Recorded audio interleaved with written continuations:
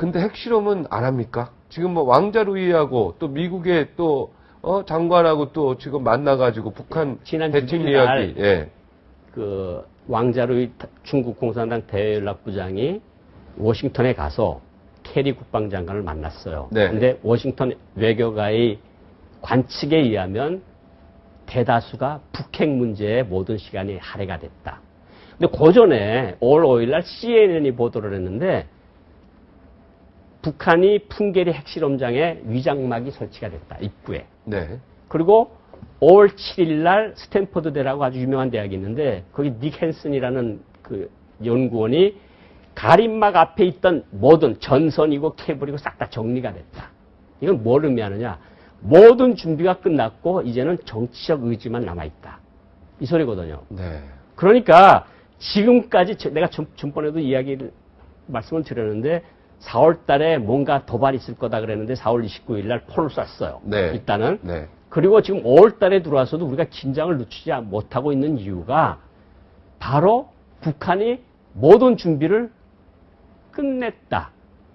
정말 김정은이가 마음만 먹으면 언제든지 4차 핵실험을 할 수가 있는데 4차 핵실험이라고 하는 것은 정말로 모든 이제까지 동북아의 게임 룰을 몽땅 바꾸는 겁니다. 그러니까 4차까지 정도로 간다 그러면 제가 핵 전문가는 아니지만 어쨌든 북한을 들여다보고 있는 사람으로서 4차 정도까지 가면 소형화가 어느 정도 가능하다고 이야기를 하거든요. 지금 1차, 2차, 3차는 다 성공했습니까? 뭐 조금씩 성공 도수가 굉장히 올라가고 있는 거로 1차, 2차, 3차가 1차, 다 성공. 2차, 3차가 폭발력이 점점 커졌거든요. 강해지고 있고. 강해지고 있거든요. 이제 4차까지 하면 저 친구들이 북한이 소형화를 할 가능성이 굉장히 높아졌다고 보는 거고 네. 만약 소형화를 했으면 우리도 가만히 있으면 안 되죠. 우리도 핵 만들어야죠. 뭐 그거는 이제 다시 봐야 될 문제지만 아닙니까? 일본은 지금 이미 거기 다 준비 다 된 것 같은데. 자기는 뭐 땡만 하면 뭐 핵무기를 네. 100개라도 만들 수 있다. 그럼 거기 뭐, 우리만 네. 동북아에서 북한 가지고 있고 중국 가지고 있고 러시아 가지고 있고 일본이 가지고 있는데 우리만 가만히 일본은 있다는 게 옛날에 10년 전인가 플루토늄 바다로 막 실어 나르지 않습니까? 그렇죠. 가지고 난리 났지 않습니까? 제철이 시설 그거 해서 들어온 플루토늄 양이 엄청난 양이 지금 쌓여 있는 거거든요. 네. 그러니까 일본이 기술력하고 가지고 있는 플루토늄만 가지고 뭐 최고 조립만 하면 되는 거죠. 1년에 최고 100개씩 만들 수도 있다는 거 아닙니까? 네.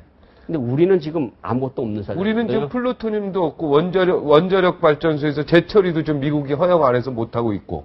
그렇게 돼 있는 상황인데. 그럼 난리 났네, 우리만. 근데 지금까지 북한이 못 하고 있는 이유는 우리 윤병세 장관께서도 뭐 최근에 뉴욕에 가서도 이야기를 했는데 굉장히 아플 거다. 그리고 중국도 더욱 강력한 제재에 참여할 거다. 이런 소리 엊그제도 말씀을 하셨는데 중국 그렇고 1, 2, 3월 달 제가 말씀을 드렸지만 원유가 한 방울도 안 들어갔어요.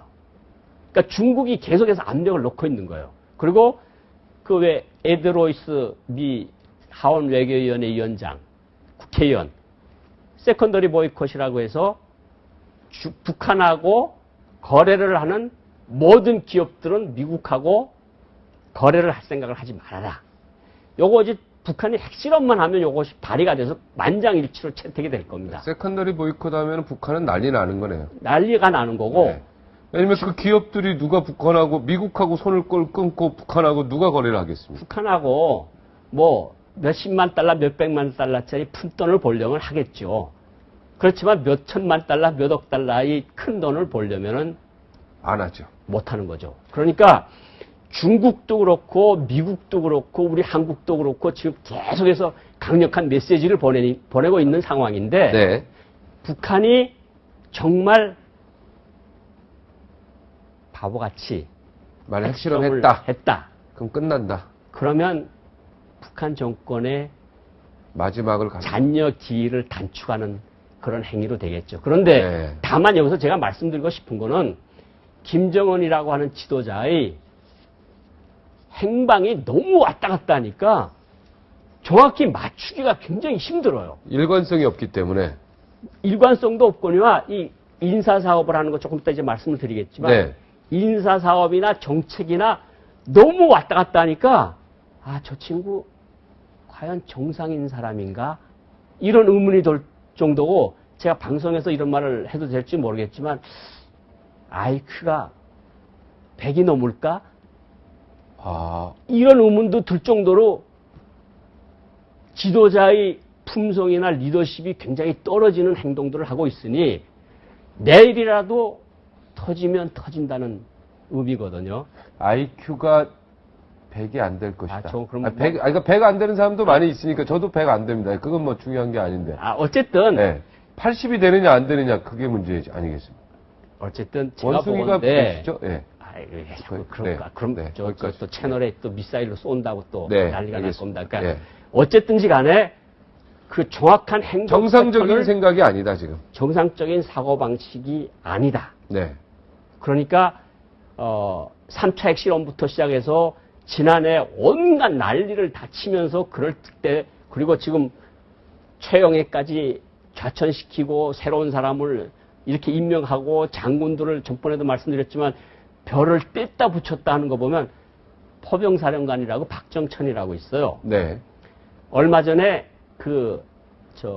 동해안 가서 김정은이가 화를 냈어요. 서해안에 있는 4군단은 포를 잘 쏘는데 왜 동해안에 있는 너네들은 포를 잘못 쏘느냐. 그 김정은이 질책이 있고 그 다음날 별이 하나, 세 알 중에서 별이 하나 떨어져서 나와서 다시 4군단에 왔는데 얼굴이 사색이 돼서 나왔거든요. 그러니까 그 자리에서 별을 뗐나 봐요. 네. 야, 너 포병사령관, 포도 제대로 못 쏘는데 무슨 포병사령관이냐. 이런 세계에 정말 유례가 없는 별 뗐다 붙이기 싸움, 그 다음에 무슨 군사놀이 같은 거 하는 거 보면, 저 지도자가. 좀 생각이 없는 사람 같다. 그건 좀 너무 과한 편인 것 같고. 과하고. 어쨌든 비정상적인 논리 체계를 가지고 있다. 그러니까 언제 무슨 일이 벌어질지 예측하기가 정말 힘들다. 예측하기 합니다. 말씀. 그럼 4차 핵실험 예측 못 하신다는 얘기죠, 지금? 4차 핵실험은 일단은 준비는 다 끝냈으니까. 할 수도 있고 안 할 수도 있다. 그런데 할 가능성이 높다. 좀 더 높다. 왜냐하면 정상인이 아니니까. 그거는 제가 말씀을. 아까 비정상적인 논리 체계를 갖고 있다고 했지 비정상적인 않습니까? 논리 체계를 가지고 네. 있으니까. 정상인이 아니니까. 어쨌든 네. 북한이 지금 제가 한 가지 더 말씀드릴까요? 그러니까 정상적인 논리 체계를 안 갖고 있기 때문에 네. 할 확률이 높다. 네. 비정상적인 논리 체계를 지금 모든 상황을 보면 네. 미국 상황, 중국 상황, 한국 상황을 보면 하면 안 되는데 저 지도자는 할 가능성이 매우 높다. 제가 한 가지 더 말씀드릴게요. 몇 퍼센트? 제가 보건대 한 7, 8할은 된다. 7, 80%는 된다. 네. 그리고 왜 교도통신이 중국군이 지난해 내부 문서를 만들어서 북한 세습 정권이 붕괴되는 경우를 대비를 해서 네. 난민 수용소 만들고 정찰대대를 만들고 지금 심양에 있는 39 집단군이 아직도 경계태세를 늦추지 않고 있거든요. 그러니까 중국하고 워싱턴은 매우 분주한데 베이징이랑 심양이랑. 네. 한국은 지금 예상외로 북한에 대해서 좀 무덤덤해진. 이러면 안 된다. 이러면 안 된다. 네. 정말 아주 큰 타격이 올 수도 있다.